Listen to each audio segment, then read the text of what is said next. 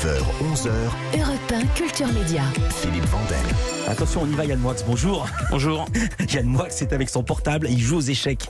J'ai plus que je suis en train de perdre là, à cause de vous. Et je m'avais dit, je déteste perdre. Vous êtes écrivain, parce qu'une vingtaine de romans, je vais citer Naissance, Prix Renaudot 2013, cinéaste, 4 films dont Podium, énorme succès en salle, 3 millions d'entrées. Le grand public, vous avez découvert chroniqueur dans l'émission de Laurent Ruquier, On n'est pas couché. On vous retrouve régulièrement sur C8 avec Cyril Hanouna dans BTP, Balance ton poste.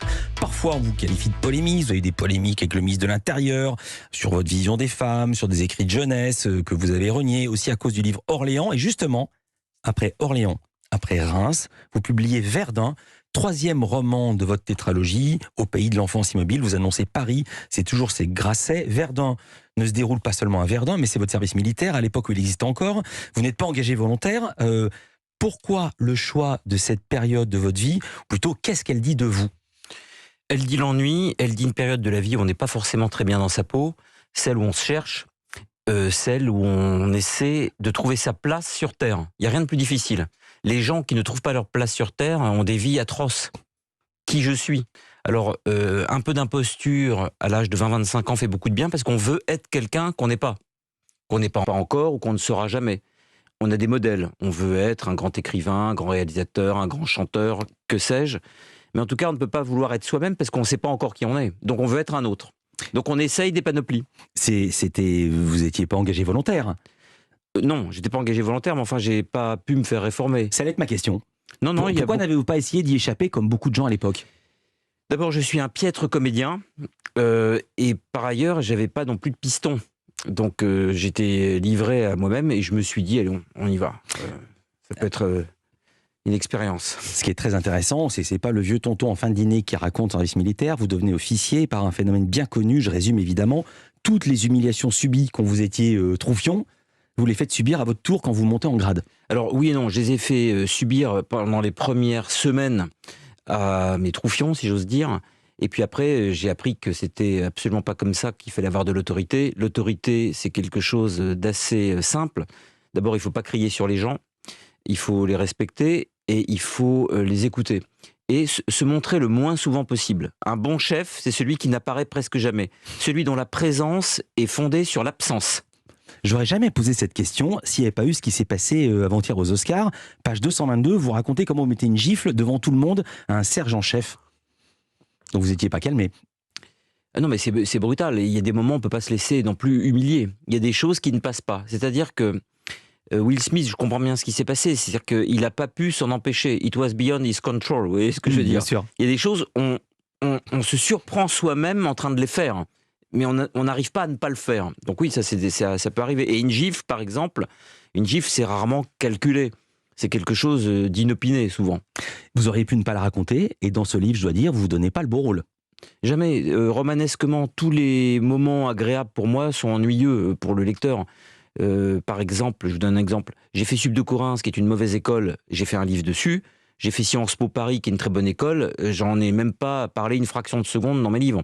Donc moi, ce qui m'intéresse, c'est l'échec. Ce qui m'intéresse, c'est quand je suis le dernier.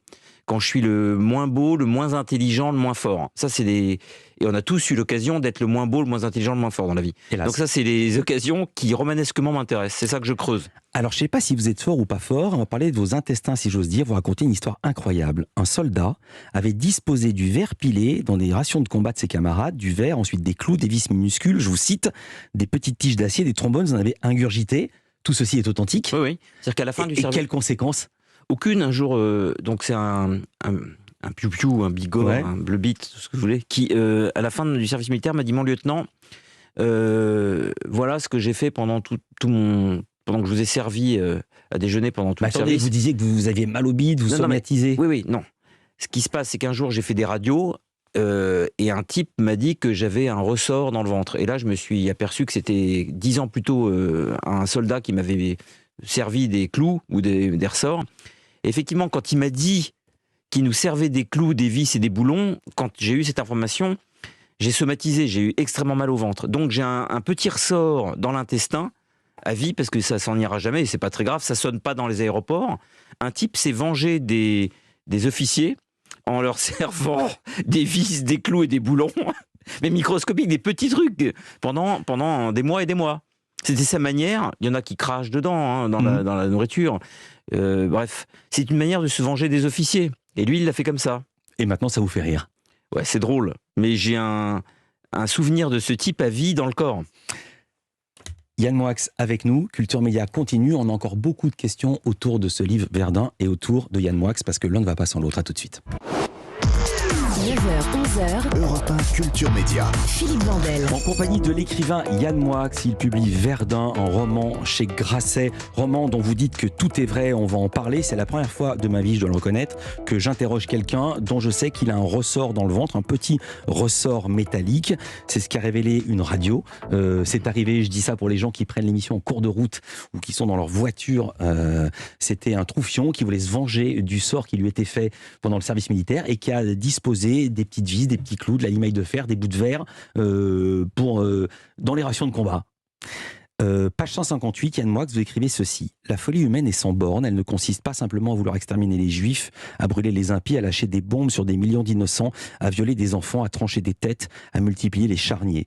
La folie humaine peut se faire plus modeste, plus banale, plus mesquine, venant chercher et trouvant une satisfaction dans l'ingestion par un tiers à son parfait insu de tubulures et de limailles, de fils de cuivre, de pointes et de tiges, de vis, de boulons. En dehors du fait que c'est très bien écrit, je donne mon point de vue, je ne devrais pas. 1, vous avez raison. 2, ce passage m'a étonné parce que vous écrivez texto vouloir exterminer les juifs et on pense aussitôt à vos écrits antisémites de jeunesse dans une sorte de fanzine étudiant écrit exhumé par l'Express en 2019 que vous avez renié. Vous en êtes plusieurs fois expliqué, je ne vais pas vous le redemander. J'ai jamais dit que je voulais exterminer les juifs. Qu'est-ce que vous dites là? Il y avait des blagues, ça s'appelait Ushuaïa, calembour entre chat et chat. Dans le roman. Bien sûr, j'ai bien compris. Mais ce qui m'a étonné, c'est la référence. Pourquoi cette référence? Non, c'est parce que vous n'avez pas lu Reims, le tome 2. C'est vrai, passé directement du tome 1 au tome 3. Vous avez absolument raison. Donc vous êtes largué, un peu comme les auditeurs dont vous dites qu'ils reprennent l'émission en cours de route. Alors racontez ce qu'il y a dans Reims qui permet de comprendre ce passage dans Verdun. Non, c'est que dans Reims, j'explique par le menu comment, à l'âge de 20 ans, vous pouvez faire des mauvaises rencontres. Et j'explique aussi que l'âge de 20 ans est un âge où on doit faire le plus de conneries possible pour ne pas les faire à 30, à 40 ou à 50. L'âge de 20 ans est une sorte de cahier de brouillon dans lequel l'existence doit partir dans tous les sens. Tout à l'heure, je vous disais qu'il fallait trouver sa place dans le monde. Eh bien, l'âge de 20 ans a été inventé pour ça. Pour enfiler toutes les panoplies, y compris les plus abjectes s'il le faut, ne serait-ce que pour s'en débarrasser comme d'une peau morte. Et je crois que les gens qui n'ont pas eu, j'allais dire la chance, avec des guillemets à chance, de toucher le fond à l'âge de 20 ans, passent peut-être à côté d'une occasion hors norme de se perdre. C'est bien de se perdre. Parce que se perdre une bonne fois pour toutes permet ensuite de se trouver. Et se trouver, c'est très long. Mais si il n'y a pas cet âge-là, c'est pas à 10 ans qu'on peut faire des graves bêtises, c'est pas à 30 ans. À 30 ans, c'est pathétique. On voit bien ce que ça donne. Moi, si vous voulez, je vois par exemple que des ministres de la République, qui ont été d'ailleurs très bons ministres, quand ils faisaient partie du mouvement Occident à l'âge de 20 ans, je préfère que ces gens aient été d'extrême droite à l'âge de 20 ans et des ministres de la Défense ou autres à l'âge de 35, 40, 45 ans, parce qu'on voit bien que ce sont des gens qui ont évolué. Et l'évolution fait partie de l'aventure humaine. Celui qui serait le même à 20 ans et à 50 ans aurait une bien piètre existence. Ce serait une existence plate. Et je crois que les existences qui ont du relief, les existences qui ont un peu de biographie et très peu de CV, pour dire les choses, sont des existences erratiques qui ont été abîmées. C'est ce que vous avez dit après que cette affaire soit sortie, c'est avant j'avais un CV, maintenant j'ai une biographie. Oui, enfin, je dis aussi souvent que j'ai jamais fait partie de la Waffen-SS. On est bien d'accord. On parle quand même de quelques crobards destinés à 12 boutonneux de Sub de Corinth en 1988, vous voyez ce que je veux dire? On est tout à fait... Alors, je dis ça, parce que si ça avait été le cas, jamais on vous aurait invité. Je sais bien. On est totalement d'accord. Non mais on vit aussi dans une société qui a perdu le sens de la nuance. Un jour, j'ouvre Le Point et je vois erreur de jeunesse, Yann Moix et Günter Grass. Günter Grass a fait partie de la Waffen-SS à 14 ans. Moi, j'ai crobardé des dessins de Lucky Luke déportés.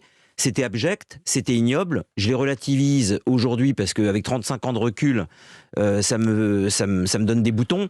Mais il faut aussi mettre les choses en perspective, vous voyez ce que je veux dire? On est bien d'accord. La dernière phrase du livre, ça fait lien avec ce que vous venez de dire, je vais spoiler personne parce qu'elle est en 4e de couverture. Mon béret sur la tête, les 2 pouces sous le ceinturon, j'avais été un homme heureux, ou presque. Vous étiez heureux pendant ce... J'étais heureux à l'armée, oui. C'est peut-être même la période la plus heureuse de ma vie. Parce que d'abord, il n'y a pas d'argent à l'armée. Il y a une solde qui tombe. Ouais. C'est un univers. Il y a deux univers qui sont déconnectés de l'argent. C'est l'enfance. Il n'y a pas d'argent dans l'enfance. Et il n'y a pas d'argent à l'armée. Enfin, on tombe, il y a une solde qui tombe. Mais enfin, l'argent, le sous-texte, c'est l'argent vous rend malheureux. Non, c'est un souci en moins que d'avoir gagné sa vie. On est là. Deuxièmement, il y a des horaires. Lever 6 heures. Non, mais c'est important. Non, mais je souris. Mais alors, Le pourquoi soir, vous êtes écrivain, allez travailler à l'usine, vous aurez des horaires. D'abord, je me lève à 5 heures tous les jours pour travailler. Donc, vous êtes réimposé des horaires. Exactement. Je fais mon lit tous les jours à 5h30. Si mon lit n'est pas fait, je ne peux pas travailler.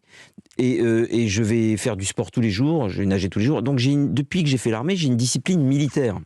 Je suis loin de l'image de l'écrivain bohème, vous savez, qui n'a pas d'horaire, qui se lève à 4h de l'après-midi, qui fait n'importe quoi. Je suis le contraire de ça. Et je sais que c'est le service militaire qui m'a mis ça dans le crâne, parce qu'avant, j'étais le mec le plus bordélique qui soit. Donc, ça m'a mis du plomb dans la tête, comme on dit. Ça m'a fait du bien. Et je crois que ça ferait du bien à certains, le service militaire. Même si c'était sans doute une chimère que de croire à l'égalitarisme militaire. Vous le pensez vraiment ? Ça ferait pas de mal. Il y a certaines personnes, quel que soit leur milieu social, je précise, parce qu'on pense toujours que ça ferait du bien aux gars de la cité. Non, j'élargis, moi. Ça fait du bien aussi à quelques types de cités, peut-être. Ça fait aussi du bien à certains types qui sont nés avenue Victor Hugo. Vous voyez ce que je veux dire, le service militaire. Et vous y croisez d'ailleurs des polytechniciens. J'ai fait mon service en même temps que les X, oui. C'est-à-dire des gens qui étaient des étudiants qui étaient obligés de faire leur service militaire parce que c'est une école militaire. Voilà, donc eux, ils n'avaient pas le choix. Oui. Et ça s'est mal terminé pour l'un d'entre eux qui était votre compagnon de chambrée. Alors ça, c'est effectivement une histoire terrible. Si le nom est vrai, il s'appelle Ross, je ne sais pas si... Non, alors j'ai changé tous les noms. Justement parce que comme tout est vrai, j'ai changé tous les noms. C'est un de mes binômes de Polytechnique qui, quelques années après le service militaire, a travaillé en laboratoire en neurosciences. Et j'ai appris un jour, complètement par hasard, par un de ses copains qui s'était tiré une balle dans la tête, comme les 3 X qui travaillaient avec lui dans ce même laboratoire. Donc on ne sait pas ce qui s'est passé. C'est des gens qui nous écoutent, ça donne un sujet d'enquête.